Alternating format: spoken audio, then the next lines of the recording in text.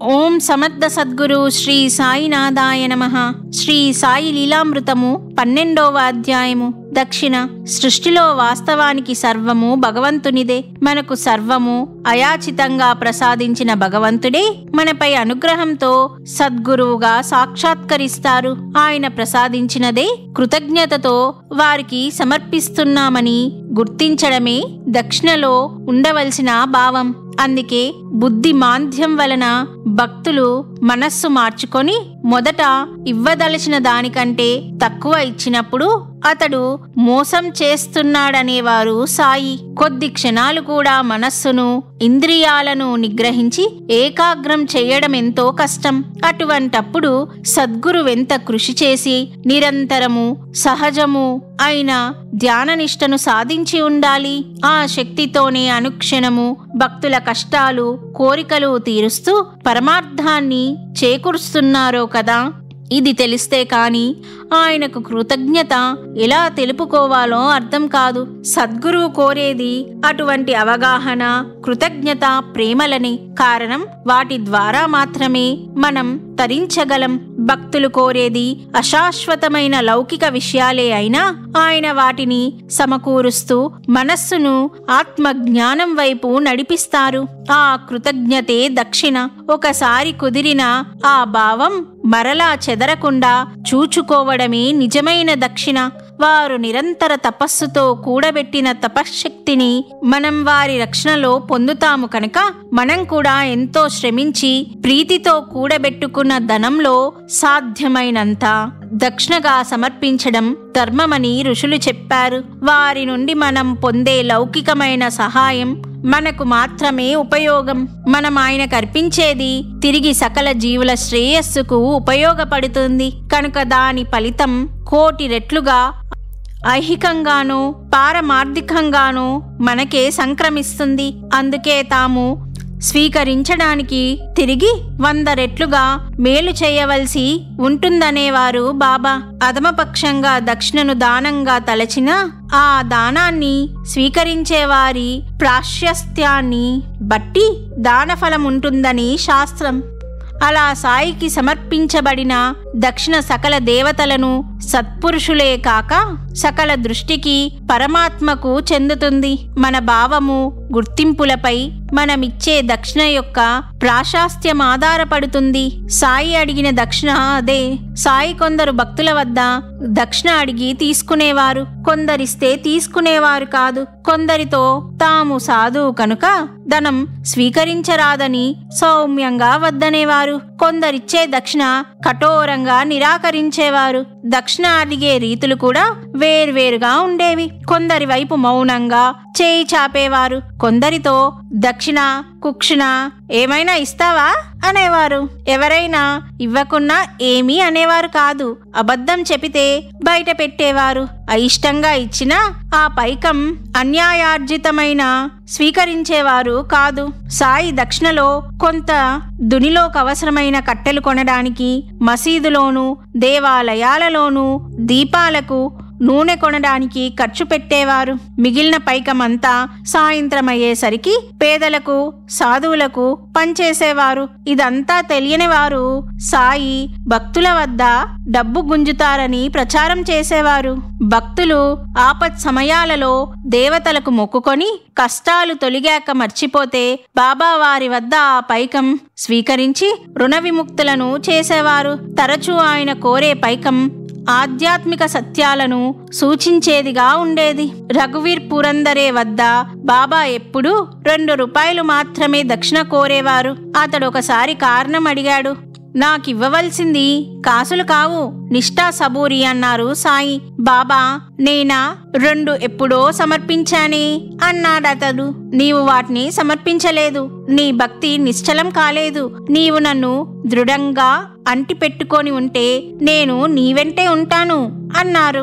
బ్రహ్మ సత్యం అన్నారు కనుక సత్యానికి దూరమైన వాడు పరబ్రహ్మ స్వరూపానికి దూరమే కదా. బాబాను సంపూర్ణంగా విశ్వసిస్తే అసత్యం ఎందుకు అవసరమవుతుంది? ఒకసారి నార్కే ఉద్యోగం లేనప్పుడు షిరిడీలో 1 సంవత్సరం ఉన్నాడు. అప్పుడు సాయి అతనిని ప్రతిసారి 12 రూపాయలు అడుగున ఆరంభించారు. ఒకసారి అతడు, సాయి, నాకు ఉద్యోగం లేదు, సరైన దుస్తులు కూడా లేవు, నేను రోజు మీకు 12 రూపాయలు ఎలా సమర్పించగలను అన్నాడు. నీ పరిస్థితి తెలుసు. నీవు చదువుతున్న యోగ వాసిష్టంలోని బోధ నీ మనస్సులో నాటుకోవాలి. ప్రపంచంలో జీవిస్తున్న విషయాల పట్ల నిస్సంగుడువై ఉండాలని నా భావం అన్నారు. గురుబోధ యొక్క సారం గ్రహించి దాని ప్రకారం మన యోచనను, పనులను సంస్కరించుకున్నప్పుడే మనం నిజంగా గురువును ఆశ్రయించినట్లు. అలా కాకుంటే అది మిథ్యభక్తే. దహను నివాసి ఉద్దవేష్ జ్ఞానేశ్వరి పారాయణ చేశాడు, కానీ అతడికేమీ అర్థం కాలేదు. బాబా ఆజ్ఞాపిస్తే తప్ప అతడు మరల పారాయణ చేయదల్చలేదు. తర్వాత అతడు షిరిడిలో ఉన్నప్పుడల్లా బాబా అతనిని రోజు 11 రూపాయలు అడిగేవారు. అతడు వరుసగా 10 రోజులు ఇచ్చాడు. తర్వాత రోజు బాబా నాలోని 11, 5 జ్ఞానేంద్రియాలు, 5 కర్మేంద్రియాలు, మనస్సు మీకెప్పుడో సమర్పించాను అన్నాడు. అవి సమర్పించడానికి నీవెవరు? అవెప్పుడో నా పరమైనయి అని బాపు సాహెబ్ జోగ్ వద్ద నుండి ఏకనాథ భాగవతము తెప్పించి అందులో 11వ అధ్యాయం తెరచి అది జాగ్రత్తగా చదవమన్నారు. ఆత్మ సమర్పణ చేశాక నేను సమర్పించాను అనడం ఎలా సాధ్యం? అలా అంటే అవి తనవేనన్న భావమన్నట్లే కదా. దీక్షిత్ ఒకసారి ఏకనాథ భాగవతంలో ఆత్మ సమర్పణ గూర్చిన శ్లోకం చదువుతున్నాడు. సాయి అప్పుడే అతని నుండి రూపాయలు 16.5 తీసుకురమ్మని బూటిని పంపారు. బాబా నిజంగా కోరింది ఆ శ్లోకం జాగ్రత్తగా అర్థం చేసుకోమనేనని దీక్షిత్కు తోచింది. అంతకుముందు తాను లెక్కించిన తత్వాలు ఇవి: త్రికరణాలు 3, ఇంద్రియాలు 10, బుద్ధి 1, అహంకారం 1, తన ప్రకృతి అర, మొత్తం 15.5. సాయి కోరిన దక్షిణకు అర్థం తెల్పమని ప్రార్థించి శ్లోకం మరోసారి చదివాడు. ఏకనాథుడు చిత్తాన్ని ఒక తత్వంగా చెప్పినట్లు గుర్తించాడు. మొత్తం 16.5. అదే సాయి కోరారు. ఒకప్పుడు దీక్షిత్ ఒక వేదాంత గ్రంథము చదువుతున్నాడు. అందులో బ్రహ్మమే సత్యమని, నామరూపాలతో గోచరించే జగత్తు మిథ్య అని చెప్పి ఉన్నది.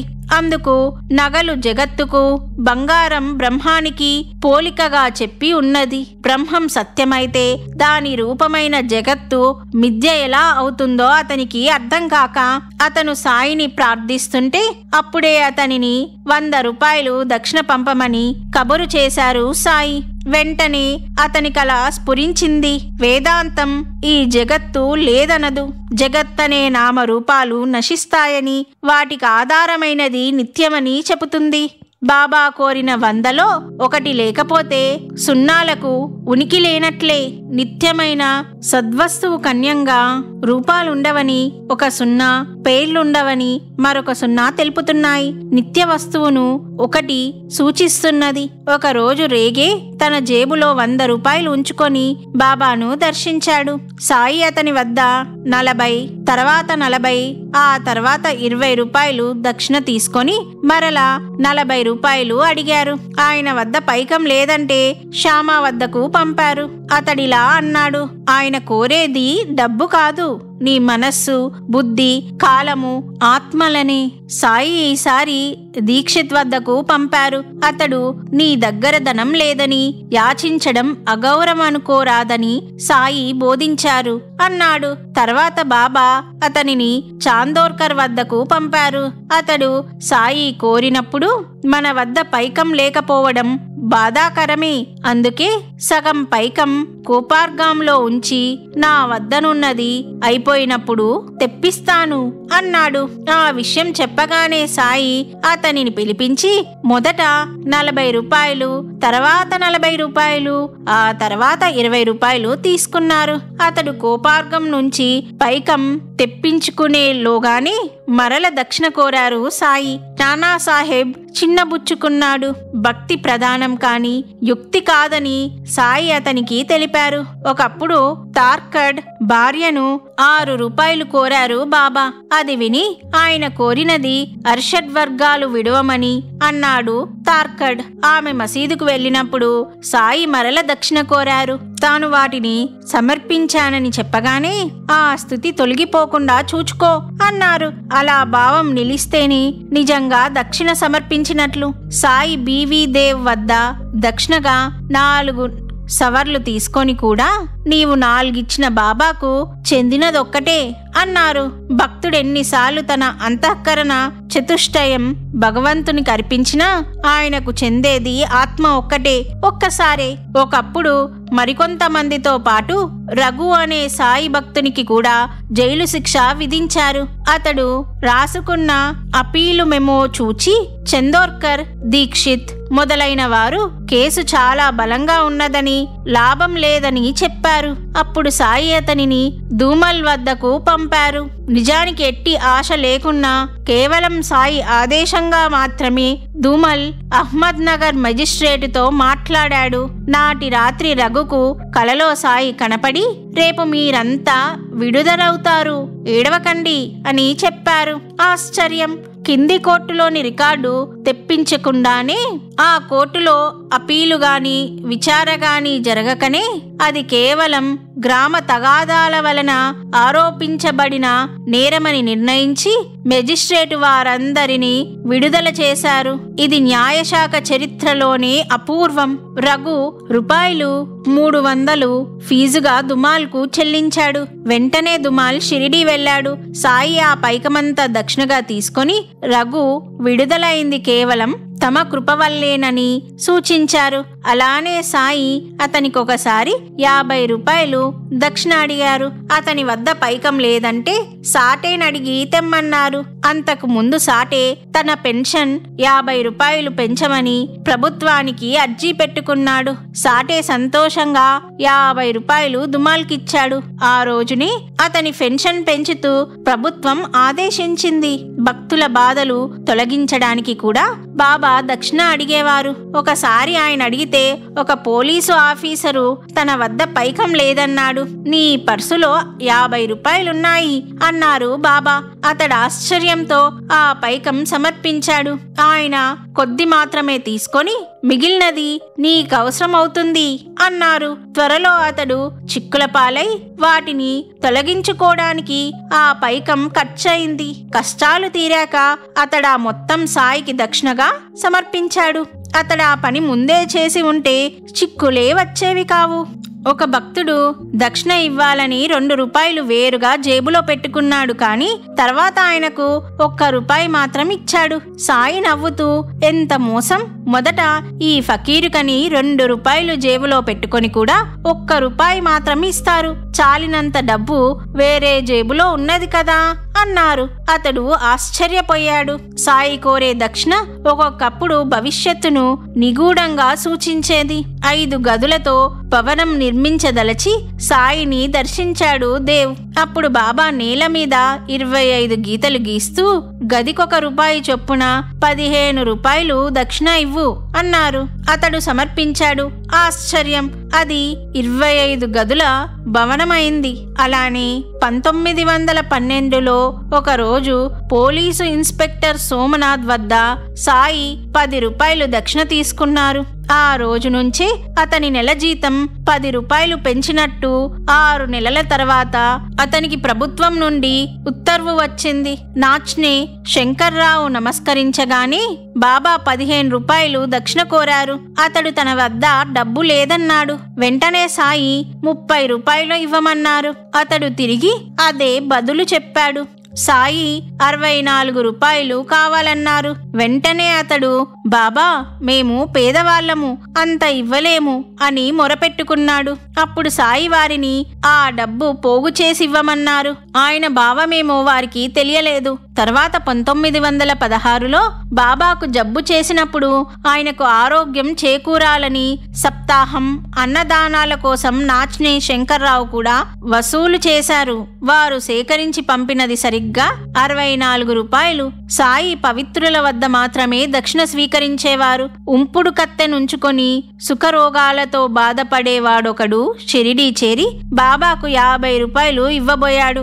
సాయి కోపంతో, నీ డబ్బు నాకొద్దు, నీ ఒకతిని ఉంచుకున్నావు కదా, ఆమెకివ్వు అన్నారు. అతడు సిగ్గుతో తలవంచుకొని వెళ్ళిపోయాడు. ఒకప్పుడు దక్షిణ విషయమై సాయి, నేనెవరి నుండానైనా ₹1 దక్షిణ తీసుకుంటే దానికి 10 రెట్లు తిరిగి ఇవ్వవలసి ఉంటుంది. నేనెప్పుడూ ఏది ఊరికే తీసుకోను. ఆ ఫకీరు చూపిన వారి నుండే స్వీకరిస్తాను. వాళ్ళు దక్షిణ రూపంలో పుణ్యం నాటి తర్వాత సమృద్ధిగా ఫలితాన్ని పొందుతారు. సిరి సంపదలు ధర్మాన్ని సాధించడం కోసమే ఉన్నాయి. కేవలం సుఖాల కోసం వేచిస్తే అది వ్యర్థమే. ఇదివరకు ధర్మం చేసి ఉంటేనే ఇప్పుడు సంపద పొందుతావు. అది భగవంతుడికిచ్చినదే కనుక భగవంతుడు నీకివ్వడం వలన భక్తి జ్ఞానాలు వృద్ధి పొందుతాయి. నేను మాత్రం చేసేదేమిటి? 1 స్వీకరించి 10 రెట్లు ఇస్తున్నాను అన్నారు.